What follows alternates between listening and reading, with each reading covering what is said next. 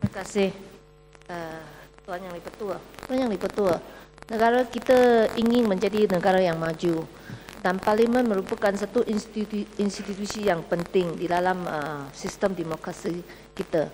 Dan saya rasa timbalan Tuan Yang Di-Pertua pun banyak membaca tentang parliamentary system dan juga banyak melawat kepada parlimen-parlimen negara yang lain. Dan saya rasa timbalan speaker pun sangat berilmu dalam aspek ini.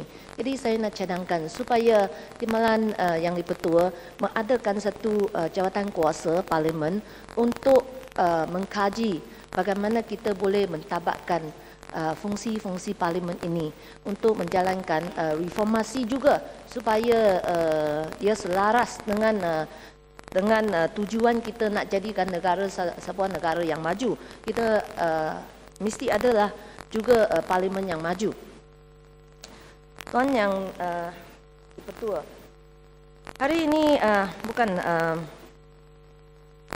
surat khabar semalam the NST, IGP mengatakan help not condemn unwed mothers. Dengan izin dia mengatakan the public should not condemn those who get pregnant out of wedlock as this will drive them to abandon their babies.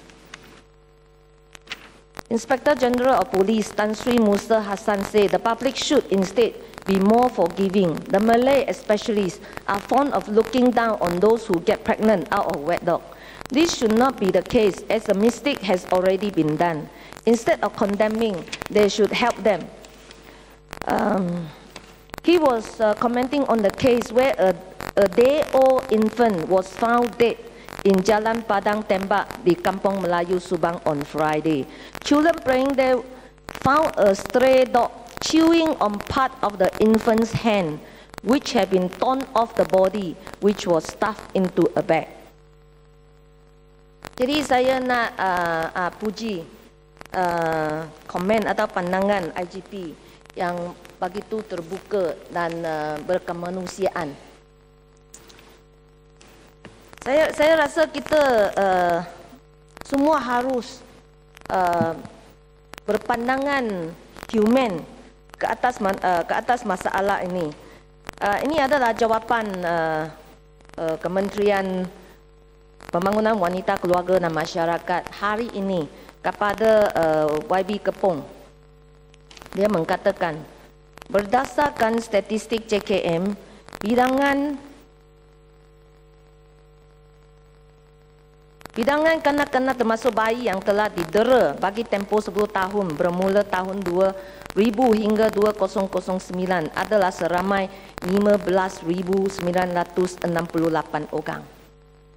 Statistik dari Polis Diraja Malaysia pula mencatatkan kes buang bayi sebanyak 815 kes bagi tempoh 10 tahun bermula tahun 2000 hingga 2009. Daripada jumlah tersebut, 382 orang bayi yang dibuang masih hidup, manakala 433 orang bayi pun pula telah mati. Saya rasa kita perlu memandang serius tentang masalah ini. Dan di samping kita mengatakan bahawa ibu-ibu kepada bayi ini mesti bertanggungjawab, saya bersetuju dengan timbalan Yang Di-Pertua bahawa bapa kepada bayi ini pun mesti bertanggungjawab. Dan saya lihat di dalam surat khabar bahawa surat khabar pun ada kempen Prihatin. Puteri UMNO juga ada kempen Prihatin. Saya nak jemput yang berhormat di sini, khasnya yang berhormat lelaki, bersama-sama berkempen untuk menyuruh supaya semua mereka ataupun kaum lelaki yang menjadi bapa, mereka mesti bertanggungjawab. Janganlah lari daripada tanggungjawab sehingga ibu kepada bayi itu, anak mereka tak mampu menghadapi masalah dan terusnya membuang bayi. Saya harap yang berhormat sebelah sini dan sana boleh sokong tentang rayuan ini supaya kita lebih berkemanusiaan. Tuan Yang Dipertua, walaupun saya setuju dengan komen IGP tentang ibu yang belum kahwin ini, tapi saya tidak bersetuju dengan pandangan CPO Pulau Pinang yang mengatakan bahawa Pulau Pinang sekarang sudah menjadi pusat perjualan atau pembelian seks untuk homoseksual, yang telah dibawa juga, perkara ini pun telah dibawa oleh Yang Berhormat Pasir Mas.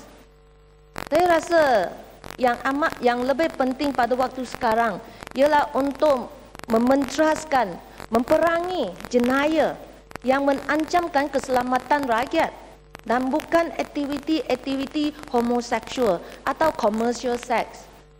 Kerana tak ada negara di dalam dunia ini yang berjaya boleh menghentikan commercial sex sampai hari ini, dan asasnya ia tidak menancamkan keselamatan orang lain. Saya rasa itu tidak perlu diberi kepentingan apapun didahulukan. Saya rasa keselamatan haruslah didahulukan dan bukan aktiviti-aktiviti commercial sex, sama ada di antara homoseksual ataupun heteroseksual. Dan saya rasa ini berniat tidak ada niat jahatnya, dia nak memalukan kerajaan negeri Pulau Pinang. Kerana ini aktiviti ini bukan hanya di Pulau Pinang, di mana-mana saja pun ada. Nah, aktiviti ini bukan dia boleh menancamkan orang lain.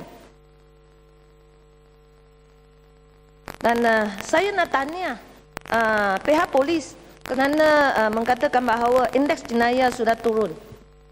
Tapi saya rasa ada banyak luang untuk memperbaiki lagi.